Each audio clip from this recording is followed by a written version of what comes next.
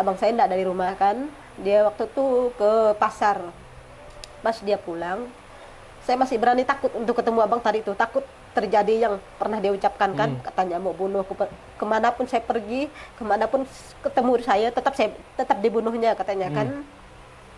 Jadi waktu itu saya nekat, pas dia pulang, dia datang. Saya sempat lari waktu itu. Dia datang ke rumah, saya lari ke rumah kakak kan.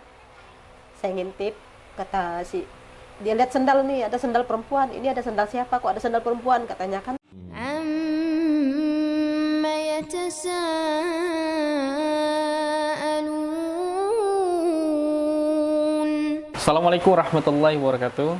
Alhamdulillah, mulai lagi di channel kesayangan kita. Insyaallah sahabat saudara Iman bersaudara sampai surga. Nah, kita kedatangan tamu lagi nih. Alhamdulillah, kedatangan tamu spesial, mu'alaf khususnya. Tapi sekarang udah bukan mu'alaf sih, sekarang udah Islam benaran. Kalau dulu ya mu'alaf ya, awal-awal baru masuk agama Islam. Ini ibu, namanya siapa bu? Bu Weni. Bu? Weni. Bu Weni. Iya. Bu Weni ini asalnya dari mana? Dari Dusun Bulu, Desa Gamang, Kabupaten Landak. Oh, Kabupaten Landak. Iya. Desa Gamang. Itu jauh nggak dari kota Landak. Ngabang ya? Jauh sekali. Jauh Masuk sekali. pedalaman sekali. Oh, pedalaman sekali ya bu ya? Oh, jalannya masih tanah kah? Iya, masih tanah kuning. Ah, soalnya kalau udah ngomong pedalaman ini rata-rata nggak terjamah ke pemerintah nih. Nggak ada guru-guru. Tapi sekarang sih alhamdulillah listrik udah masuk. Oh, listrik udah masuk ya bu ya? Alhamdulillah. Tapi jalan aja masih tanah? Separuh udah ada jalan semen gitu. Oh, jalan semen.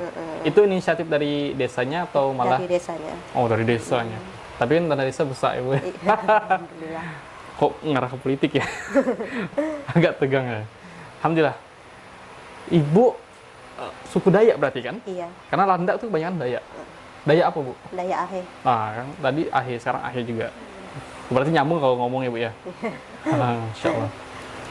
Ibu masuk Islam tahun berapa tuh bu? Masuk Islam tahun 2014. Oh, 2004. Oh, baru ya? Iya. Kalau masih belasan-belasan sih masih baru. Kecuali tahun 1900 berapa, 2000-an. Nah, itu masih lama tuh. Ini ngomongin tentang pandangan sebelum masuk agama Islam ya bu ya? Tentang Islam. Dulu sebelum masuk agama Islam, memandang agama Islam itu agamanya seperti apa? Kalau saya sih melihat agama Islam tuh rasanya agak tenang, soalnya kan saya pengalaman pribadi ya. Saya waktu itu tahun 2019 saya tinggal sama orang Islam selama 3 tahun. Itu saya sekolah di Bengkayang. 2000 berapa? 2009. 2009. Oke. Itu saya tinggal dengan orang Islam. Mereka sih nggak pernah ngajak saya itu ya ikut mereka. Cuma kan waktu puasa apa tuh saya ikut gitu, ikut mereka puasa, saya ikut puasa. Unik juga. Waktu sahur saya ikut. Cuma mereka kan bilangnya kalau kamu nggak tahan nggak apa-apa. Cuma setiap kali komunikasi gini kan guru-guru itu bapak sama ibu tuh selalu ngomong, kamu kalau nikah cari orang Islam aja katanya kan. Kamu mau nggak masuk Islam? Cuma saya waktu itu kan senyum-senyum ya kan ya, karena kita kan nggak tahu kedepannya tuh seperti apa, jodoh kita tuh dengan orang apa gitu kan. Situ. Tapi niatnya waktu itu memang ingin ikut aja atau malah sebelumnya pengen belajar juga? Pengen ikut dua-duanya lah. Karena waktu itu kan pernah saya kan ada anaknya tuh waktu itu saya asuh masih kecil ya, masih SD kelas 3 SD anaknya saya asuh. Dia tuh tiap hari ngaji. Jadi saya tuh setiap dia pulang ngaji tuh saya nanya, "Dek, ini kayak ikro tuh kan," saya nanya ini huruf apa, diajarin kan sama adik tuh. Jadi sedikit-sedikit itulah paham. Berarti ya maksudnya ibu kan belum masuk Islam enggak juga waktu itu. Tapi udah penasaran sama adik yang tadi diasuh ya? Iya. Itu betul-betul nanya? Iya betul, emang niat nanya? Niat nanya sekaligus pengen mendalami ilmu agama Islam juga. Oh, ada berniat mendalami agama Islam berarti? Oh. Tapi kalau ibu sendiri, ini kan tadi momentumnya puasa ya? Ibu suka mengikuti inilah puasa, kemudian ada lagi enggak yang membuat ibu betul-betul tertarik dengan agama Islam? Ada. Salah satunya itu pada kematian. Sebelumnya kan, sebelum saya masuk Islam tuh kan saya takut sekali dengan kematian. Jangankan itu menghadapi kematian, lihat orang mati aja saya takut. Tapi sekarang setelah masuk Islam, alhamdulillah nggak takut lagi. Luar biasa nih. Berarti akidahnya udah lengkap ini. Biasanya kalau orang udah nggak takut dengan kematian, berarti kan dia udah paham konsep dunia itu seperti apa. Jadi kalau ibu sendiri, momen apa yang membuat ibu tiba-tiba kok takut mati? Itu. Momen yang nggak tahu sih, pokoknya rasa takut aja mati. Mungkin karena kita belum bertobat atau apa gitu lah. Agama ibu dulu sebelumnya apa? Katolik. Agama Katolik? Iya. Kalau ibu dulu di agama Katolik termasuk yang aktif di kegiatan atau enggak? Dibilang aktif, enggak terlalu aktif sih, tapi kalau untuk 1 bulan tuh adalah 2 kali, 3 kali gitu ke gereja. Kegiatan gereja? Tapi selama tinggal dengan orang Islam, saya nggak pernah ke gereja. Berarti kena masuk nih, masuk jebakan ya. Tapi dari ibu sendiri, ini kan udah mulai mendalami, berniat belajar agama Islam kan. Kapan ibu betul-betul memantapkan diri, akhirnya memutuskan masuk agama Islam? Itu waktu itu pas saya kenal suami saya yang sekarang ya. Waktu itu kenal, terus emang niat saya mau sama dia gitu. Insya Allah siap. Masya Allah, alhamdulillah. Ini kan tadi ibu cerita bahwa abang satu-satunya keluarga yang mungkin tidak setuju ya, yang kuat untuk sampai akhirnya keluarlah kata-kata mau bunuh lah ibu ya. Lalu gimana waktu itu prosesnya sehingga selesailah kemudian urusan itu? Waktu itu pas setelah saya punya anak itu pun saya belum berani pulang selama 2 tahun. Maksudnya udah pernah pulang tapi tidak pernah ketemu dengan abang.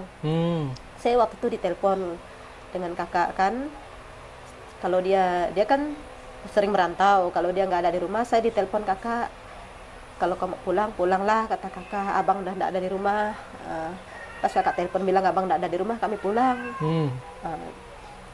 Pulang ada 2-3 kali pulang, dan setelah anak saya umur 1 tahun lebih kalau salah, saya ajak suami saya pulang kan. Suami saya pun takut gak waktu itu kan, nggak berani ketemu dengan abang saya tadi. Saya bilang ayolah kita pulang, sampai kapan kita nggak ketemu abang, nggak mungkin kan kita selamanya seperti ini. Saya bilang masih nggak mau abang saya pulang. Itu suami saya pulang, saya nekat pulang sendiri dengan naik bis, pulang bawa anak saya yang kecil tadi. Pas saya sampai rumah, abang saya nggak ada di rumah kan, dia waktu itu ke pasar.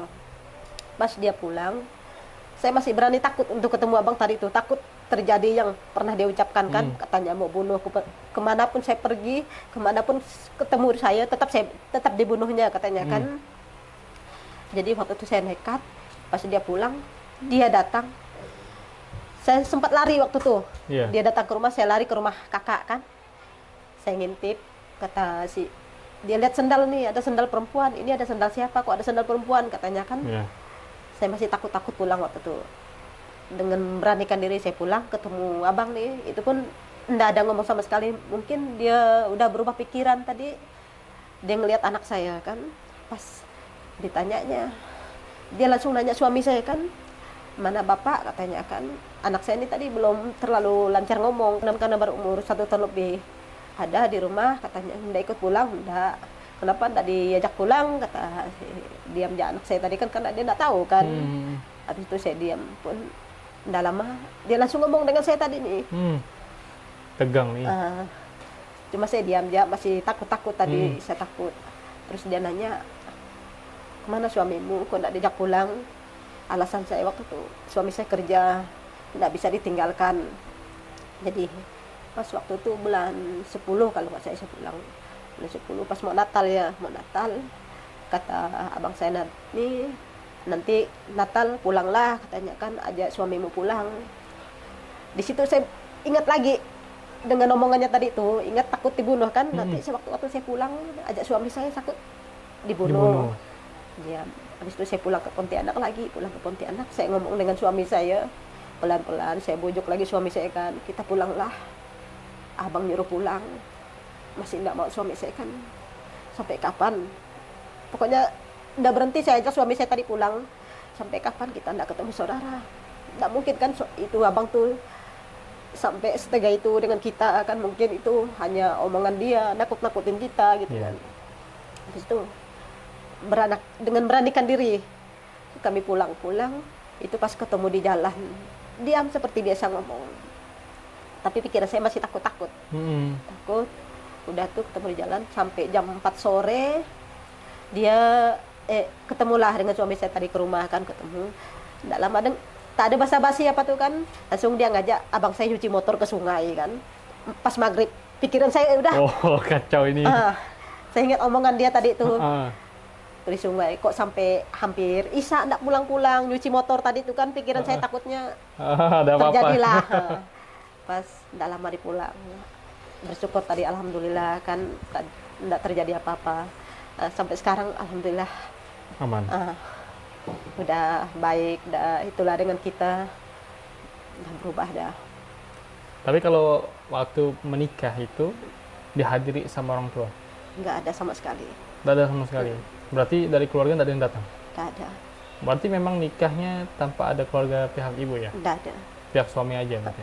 Suami. Kami pakai, waktu itu saya pakai wali hakim. Iya. Di KUA nikahnya kan pakai itu wali hakim. Iya, wali hakim. Nah, beda agama tadi ya? Iya. Oke, Bu. Ini kan alhamdulillah udah ketemu sama abang yang tadinya keras ya, Bu ya? Iya. Apa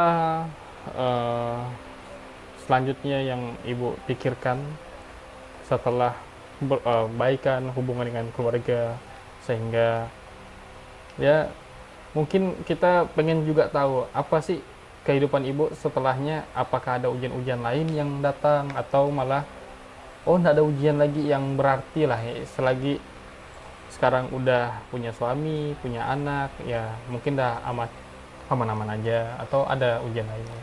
Kalau untuk ujian tak ada henti-hentinya ujian.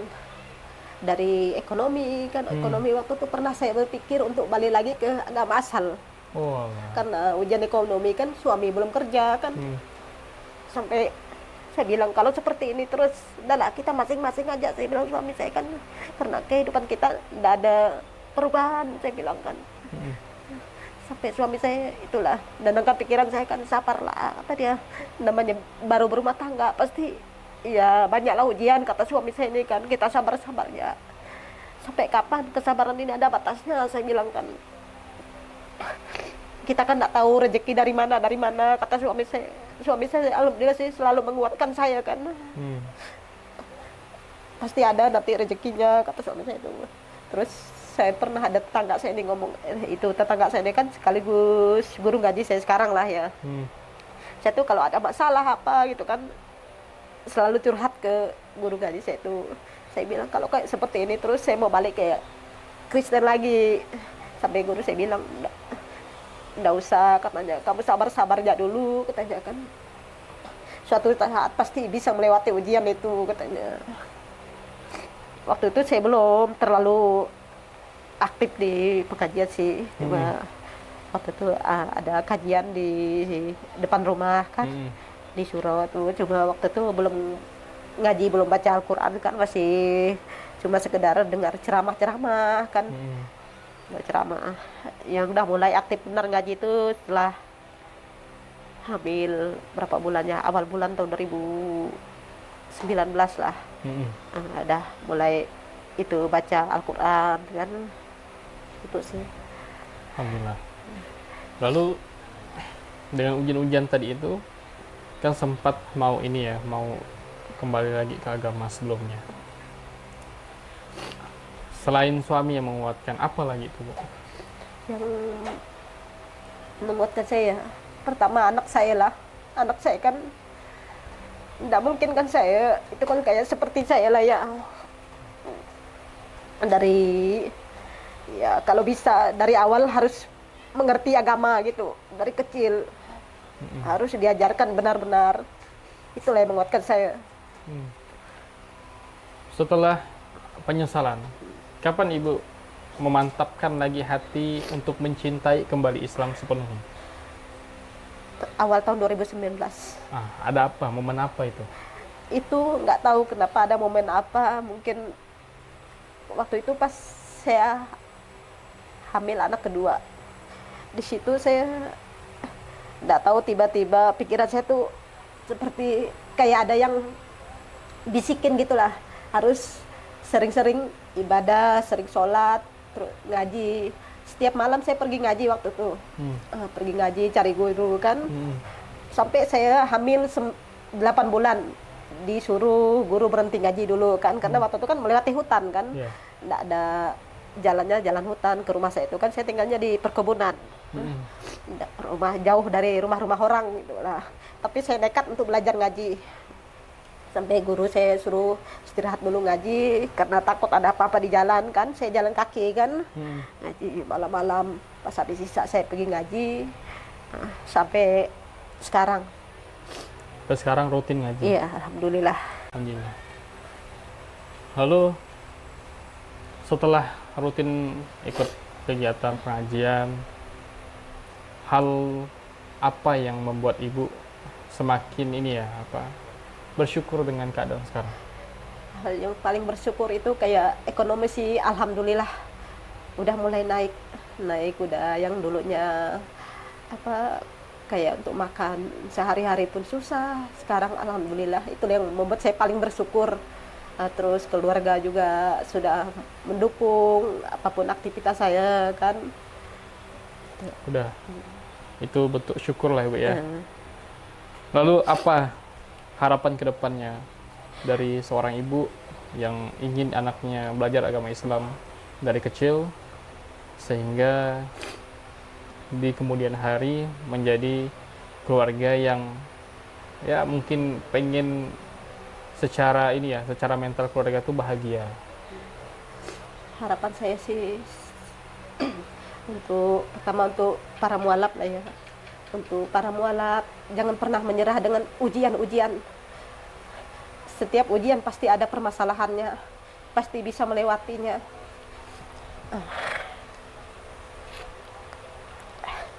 Kalau untuk harapan untuk keluarga ibu, kedepannya apa? Kalau untuk keluarga saya sih semoga lebih baik lah.